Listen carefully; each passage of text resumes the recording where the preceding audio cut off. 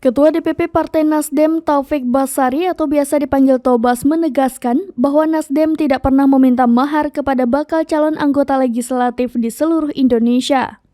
Tobas mengatakan Partai Nasdem tidak memiliki kebijakan untuk meminta mahar dari para bakal calegnya. Hal tersebut ia katakan saat ditemui di Gedung DPR Senayan, Jakarta pada Selasa 13 Juni 2023.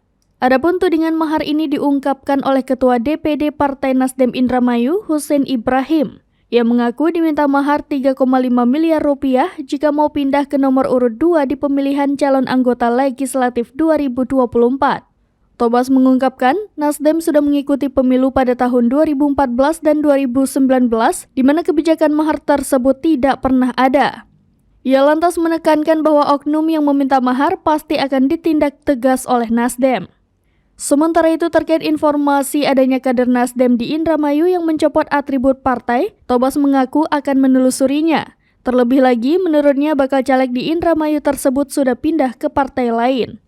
Sebelumnya, kader Partai Nasdem di Indramayu, Jawa Barat mencopot sejumlah atribut Partai Nasdem. Para kader melempar seragam serta merobek spanduk dan stiker bergambar pimpinan Nasdem.